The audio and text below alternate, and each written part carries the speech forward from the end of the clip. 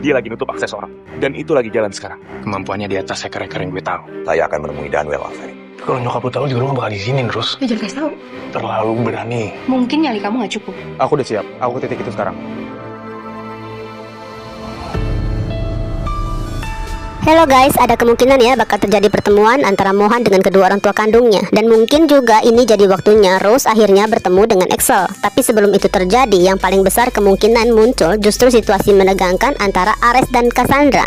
Pada akhirnya Cassandra bakal tahu kalau selama ini Ares diam-diam sudah membebaskan sekaligus menyembunyikan Danuel. Rasa kecewa di hati Cassandra sebenarnya udah numpuk sejak lama. Berkali-kali ya Cass menemukan kejanggalan dan hal mencurigakan, tapi yang didapatkan cuma jawaban penuh kebohongan, seolah suaminya sendiri nggak percaya padanya. Dan rasa kecewa itu mungkin bakal makin parah saat Cass tahu alasan sebenarnya, karena ternyata Ares sengaja memanfaatkan sikap impulsif Cassandra demi agar bisa terus memperdayai Dominic Casarius selama ini. Belum lagi ya kalau di malam itu Cassandra sampai tahu kalau ternyata Ares selama ini juga udah mengetahui keberadaan putra kandung mereka. Nah ini bisa jadi pukulan paling besar buatnya. Apalagi Cassandra punya riwayat depresi akut sejak kehilangan Mohan.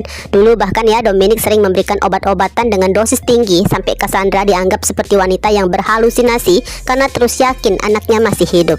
Jadi muncul pertanyaan, apakah malam itu Cassandra bakal benar-benar mengamuk dan kehilangan kendali? Entahlah ya bakal seheboh apa nanti situasinya. Namun satu hal yang pasti, Ares sepertinya nggak akan terlalu menyalahkan Axel, karena memang menghadapi interogasi Cassandra bukan hal mudah. Ditambah lagi hubungan Axel dan Cassandra emang sedekat ibu dan anak kandung. Bahkan mungkin Axel jauh lebih nyaman dan merasa disayang tulus oleh tante Cassandra yang mencintainya tanpa memaksa Axel harus jadi seperti apa. Berbeda dengan Mama Val yang walaupun sangat menyayanginya, tetap membawa tekanan sebagai bagian dari Casarius, selalu menuntut Axel menjadi seperti mereka. Maka ya Ares kemungkinan bakal memahami pengkhianatan Axel. Lagi pula sebelumnya Ares sendiri seolah ya sengaja memancing kecurigaan Cassandra. Jadi saat nanti rahasia Danuel terbongkar, itu seperti membuka jalan menuju tahap rencana berikutnya, yaitu melibatkan Cassandra ke dalam semuanya. Hanya aja guys, sebelum sampai ke sana, Ares harus melewati pertengkaran suami istri yang pasti bakal emosional dan menegangkan. Sedangkan buat Danuel sendiri, walaupun pasti kagetlah dengan kemunculan Cassandra, sebenarnya inilah yang selama ini paling Danuel harapkan. Bahkan sejak awal Danuel terus mendesak Ares supaya jujur aja lah pada Cassandra. Sayangnya sama halnya yang terjadi di alur Aquila guys. Begitupun dengan Cassandra,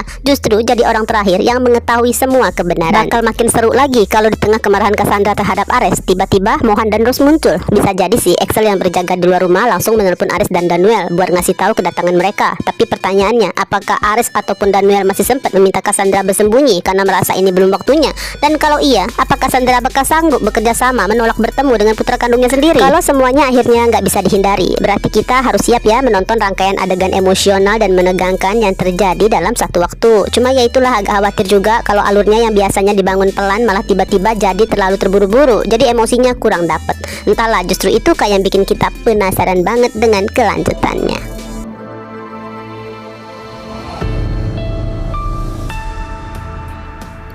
Oke guys, kita bahas alurnya dari awal ya. Malam itu Ares sudah siap menjalankan rencananya untuk kembali menemui Danuel, sang kakak yang memang udah menunggunya dengan emosi yang terus menumpuk. Danuel udah terlalu lelah disuruh bersabar, terlalu lama bersembunyi, sampai rasa keselnya seolah udah di ujung batas. Sebelum bergerak seperti biasa dong, Ares memastikan semuanya aman. Lewat sambungan telepon, Ares memerintahkan pada Ole untuk mengamankan jalur komunikasi dan menutup akses apapun agar tim IT Casarius nggak bisa memantau perjalanannya di malam itu. Sedangkan Axel juga menjalankan tugasnya seperti biasa nih, menyiapkan semua perlengkapan yang akan dipakai oleh Om Ares, dan bukan sembarangan perlengkapan. Semuanya harus sama persis dengan yang dipakai oleh Axel. Jaket kulit berhoodie, celana, sepatu, sampai sarung tangan hitam. Semuanya disiapkan untuk mengecoh CCTV agar siapapun yang melihat akan mengira sosok yang keluar rumah malam itu hanyalah Axel. Tapi Ares gak akan pernah menyangka guys, di balik ketenangan Axel di malam itu ada rasa bersalah yang diam-diam sedang dipendamnya. Yang jelas Ares memang terlalu sibuk dengan rencana besarnya dan gak mungkin juga menyadari kalau di ruangan lain seseorang juga sedang bersiap dengan penampilan yang gak kalah mencurigakan.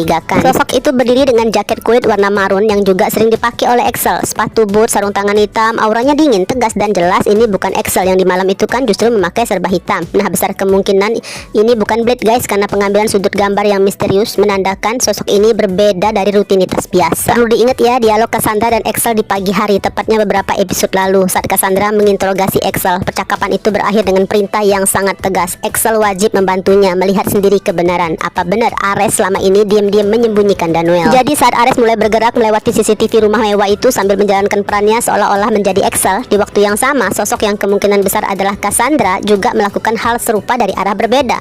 Cass berjalan santai melewati kamera pengawas, seolah sosok yang tertangkap adalah Blade. Atau mungkin justru buat tim IT bingung ya, kenapa bisa Excel memakai dua baju warna berbeda di waktu yang sama.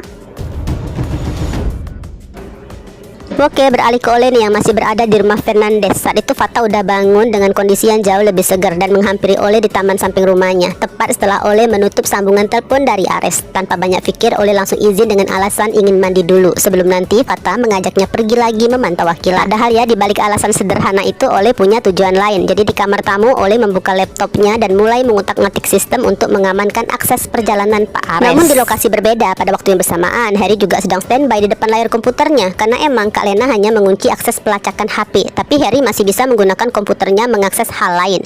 Gimanapun pekerjaan Harry di bidang perhackeran dan dipastikan semua aturan sistem pergerakannya masih masuk ke ranah legal alias masih dibolehkan oleh undang-undang. Nah, di momen ini terjawabkan apa yang terus mengusik pikiran Harry sejak semalam guys, selain tentang Akila. Jadi rupanya yang sedang Harry tunggu kemunculan lagi untuk sebuah petunjuk adalah pergerakan sosok hacker misterius yang melindungi sistem perusahaan Starling. Karena bukan hanya lokasinya ditemukan di alamat rumah Fatah. Yang jadi pemikiran Harry di sini bukan hanya pola si hacker hampir sama yang pernah memasukin zona bakat, sama dengan menjaga jalur komunikasi Om Daniel. Tapi juga terpenting, Harry panik. Apa mungkin Fatah sudah mengetahui kalau bukan hanya HP-nya dilacak, namun juga data-data di HP-nya telah diambil tanpa izin. Maka Harry akan memastikan sekali lagi. Namun justru saat menunggu momen itu, Harry sempat berdiri sebentar mengambil jaketnya. Hanya beberapa detik, sangat singkat. Dan ironisnya ya, di detik sesingkat itu Harry melewatkan bagian paling penting, yaitu adanya pergerakan aktivitas di layar komputernya. Terpampang perangkat milik Ares sebagai target yang sedang ditutupin aksesnya oleh seseorang. Dan saat Harry kembali memperhatikan layar, yang tersisa hanya notifikasi pergerakan sistem. Harry langsung masuk dong dan mencoba membaca polanya. Dan setelah memastikan semuanya masih sama seperti sebelumnya,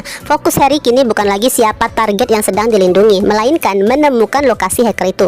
Karena Harry mulai curiga guys, kalau sahabatnya Fata yang bernama Ole adalah orang yang mungkin juga pernah jadi peneror siklik. Tentu aja Ole pun langsung menyadari ada serangan yang mencoba masuk ke sistemnya. Seketika suasana berubah tegang, karena kali ini bukan cuma soal dirinya, tapi juga keselamatan Pak Ares. Maka Ole lebih memfokuskan misinya dan bagusnya berhasil menyelesaikannya hingga dipastikan perjalanan Ares akan aman sampai 3 jam ke depan. Baru kemudian Ole fokus nih melawan serangan dari Harry. Sayangnya lagi-lagi Ole nggak sepenuhnya mampu mengimbangi keahlian Harry yang emang jauh lebih handal darinya. Namun dari sini membuat Ole jadi semakin yakin kalau lawannya emang adalah sosok hacker yang sedang dicari oleh Pak Ares. Bagi Harry, melacak lokasi lawan emang bukan hal sulit guys. Meskipun begitu, Harry tetap belum berhasil ya mengetahui siapa sosok yang sebenarnya sedang jadi perlindungan oleh hacker tersebut. Yang jelas malam itu Harry langsung bersiap menuju rumah Fatah dengan 2 alasan besar. Pertama, memastikan apakah Akila ada di sana, dan yang paling penting memastikan dugaannya tentang Ole. Namun nih, apakah Harry masih keburu? Karena Fatah sendiri tinggal menunggu Ole selesai mandi, lalu mereka berdua rencananya akan langsung pergi ke sekolah. Mereka masih mengira Akila dan Adit akan menginap di sana. Tapi kalau misalnya Adit keburu mengirimkan pesan lagi ke Fatah dan bilang kalau rencananya berubah, yaitu Akila akhirnya menginap di rumah Hana, maka situasi pun akan berubah. Karena itu berarti Harry dipastikan akan bertemu dengan Ole dan Fatah di malam itu kan. Mungkin ini jadi waktunya semua hal mulai terbuka guys, bahwa sebenarnya Ole bekerja bersama Pak Ares demi mencari sosok hacker yang mampu membuka sistem Alferic. Seharusnya sih ini bisa jadi titik terang bagi Harry, jalan keluar agar ia segera terbebas dari jerat Dominic. Tapi pertanyaannya, apakah alurnya bakal berjalan secepat itu, atau justru masih ada drama lain yang sengaja dipersiapkan untuk menahan semua kebenaran lebih lama lagi? Beralih ke Rose, malam itu masih terus galau karena nggak berhenti memikirkan Akila. Yang paling bikin hatinya sesak bukan cuma rasa bersalah, tapi ketakutan yang jauh lebih besar. Bagaimana kalau Akila benar-benar membencinya? Sampai di titik itu Rose seperti baru benar-benar merasakan patah hati yang sesungguhnya. Rasanya hancur, kosong, dan menyesakkan. Bahkan nasihat dan bujukan mama dia malam itu nggak cukup buat menenangkan dirinya. Entah kenapa ya, di tengah segala kekacauan itu Rose malah jadi semakin merindukan papanya. Karena selama ini cuma kata-kata Papa Daniel yang selalu bisa bikin pikiran Rose tenang, selalu bisa membuat Rose mengerti kalau dunia memang rumit, tapi selalu ada cara untuk memahaminya. Tapi guys, sebenarnya bukan cuma rasa rindu yang sedang bekerja. Firasat Rose diam-diam ikut bergerak. Alam bawah sadarnya seperti sedang berusaha memberitahu kalau ada sesuatu yang besar akan segera terjadi. Hanya aja Alferic bukan keturunan paranormal. Mereka cuma punya insting yang tajam. Jadi Rose menganggap mungkin semua kegelisahan akan hilang kalau malam itu juga bertemu papanya. Sampai akhirnya Rose yang biasanya penuh pertimbangan malah jadi sangat nekat, siap mengambil keputusan pergi malam itu juga, meskipun tanpa pengawalan keluarga besar seperti Starling ataupun Fernandez. Namun tentu aja Rus nggak mungkin pergi sendirian, dan jelas juga nggak mungkin minta Devon yang gimana pun adalah Kasarius untuk mengantarnya. Yang Rus butuhkan adalah Mohan. Rus pun langsung menelpon Mohan nih, memintanya segera pulang. Yang kebetulan aja ya, Mohan baru aja selesai mengantarkan Raisa. Tentu aja Mohan langsung tegang, perasaannya nggak enak, seolah sedang terjadi sesuatu pada kakak sepupunya. Bahkan selama perjalanan pulang itu, hati Mohan pun terasa aneh, sulit dijelaskan, tapi seperti ada sesuatu yang berbeda di malam itu. Nggak lama Mohan sampai di rumah. Rus langsung menyambutnya dengan langkah terburu-buru, sembari berbisik kalau malam itu dia mau pergi menemui Papa Danuel dengan alasan hatinya terlalu gelisah dan cuma bisa menemukan jawaban kalau bertemu dengan papanya. Namun Rus pun mengatakan sesuatu yang cukup mengejutkan bagi Mohan, karena menurut Rus sudah waktunya mereka berhenti terus mengandalkan orang lain. Lagi pula kalau pergi rame-rame, bukankah itu justru bakal membuat Kasarius semakin curiga? Sementara kalau mereka pergi diam-diam tanpa keributan, seharusnya ya situasi jadi lebih aman dan nggak memancing perhatian. Karena gimana pun akan ada saatnya mereka harus belajar menghadapi semuanya sendirian. Masalahnya Mohan nggak mungkin dong langsung sesederhana itu menyetujuinya. Yang ada di pikiran Mohan, gimana kalau sesuatu terjadi di jalan? Bagaimana kalau nanti Mohan nggak cukup kuat melindungi Rose sendirian? Tapi Rose udah bener-bener bertekad guys, bahkan mengancam akan pergi sendiri aja kalau Mohan tetap nggak mau menemaninya. Jelas Mohan nggak akan pernah membiarkan itu terjadi kan? Tapi meskipun begitu, Mohan tetap keras kepala dan masih menolak dengan alasan pasti tante dia pun nggak akan mengizinkan. Nah sampai akhirnya Rose mengeluarkan senjata andalan para wanita, yaitu langsung menyentil ego para lelaki. Tahu kan gimana karakternya Mohan, sama persis dengan Om Danuel, bukan cuma temperamental tapi juga petantang petenteng, penuh wibawa sih dan selalu berani menghadapi apapun. Nah tiba-tiba Rose menatapnya tajam lalu berkata, atau mungkin nyali kamu nggak cukup buat lakukan itu, dan selesai sudah. Kalimat itu seakan kunci paling ampuh untuk menghancurkan semua pertahanan Mohan. Dalam sekejap Mohan langsung siap melanggar aturan apapun, bahkan otak Mohan bergerak cepat mencari akal. Dengan wajah tenang Mohan akhirnya yang meminta izin ke tante dia, pura-pura kalau dia cuma mau ngajak Rose makan mie ayam langganan mereka. Dan tante dia tentu aja langsung senang bukan main. Akhirnya kan Rose mau makan juga, tanpa sadar kalau anak dan keponakannya sebenarnya sedang bersiap melakukan aksi nekat di malam itu berdua aja. Bagusnya pembicaraan penting dua sepupu tadi sama sekali nggak terdengar oleh Devon guys, karena fokus Devon sendiri pun sedang tertuju ke hal lain. Justru saat Mohan dan Rose pergi, itu menjadi kesempatan baginya untuk mulai melanjutkan misinya, yaitu membahas tentang Excel dan surat wasiat Opa bersama Tante Zendiara. Sementara itu Mohan dan Rose sudah memulai perjalanan mereka hanya dengan mengandalkan kekompakan dan insting mereka sebagai perlindungan. Mereka sepakat kalau nanti ada sedikit aja firasat buruk atau sesuatu yang terasa nggak beres, mereka akan langsung putar balik pulang. Namun kalau semuanya lancar, mereka akan terus melaju menuju rumah lama yang dulu pernah ditempati keluarga Danuel. Namun nih, apakah di tempat yang sama malam itu Ares dan Danuel juga akan bertemu? Dan kalau benar begitu, bukankah Excel yang diam-diam bersembunyi di balik bayang-bayang mungkin justru akan jadi orang pertama yang melihat keduanya?